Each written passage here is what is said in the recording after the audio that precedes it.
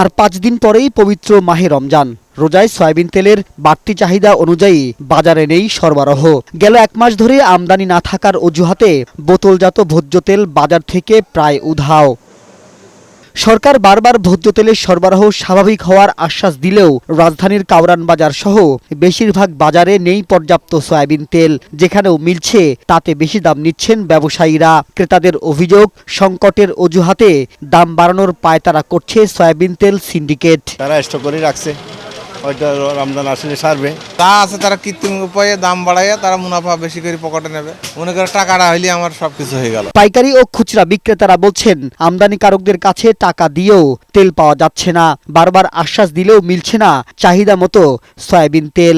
আমদানি কম থাকার অজুহাতে তেল দিচ্ছে না বলে অভিযোগ ব্যবসায়ীদের। সয়াবিন লাগে, আমাকে লাগে ডেলি 20 কার্টন, আমরা এই 2 কার্টন কোনো রকম পাই। ডিলাররা মাল আনতে পারে না, দিব কই থেকে? ডিলাররা কইতেছে আমরা পাইতেছি না, দিব কই থেকে? সরকার যদি এটা অন্তর্বর্তী সরকার আছে, ওরা যদি এটা কোম্পানির সাথে বৈঠক যদি এটা সমাধান করে, তাহলে সাধারণ জনগণ যারা আছে ওরাও এটার স্বস্তি পাইব। বোতলজাত সয়াবিন তেলের সংকটের পাশাপাশি এখন খোলা সয়াবিন তেলেরও সংকট দেখা দিয়েছে। এই সংকট যেন রমজানে না থাকে সেজন্য সরকারকে দ্রুত উদ্যোগ নেয়ার তাগিদ দিয়েছেন ব্যবসায়ীরা। মাহবুব আজমি, বৈশাখী সংবাদ, ঢাকা।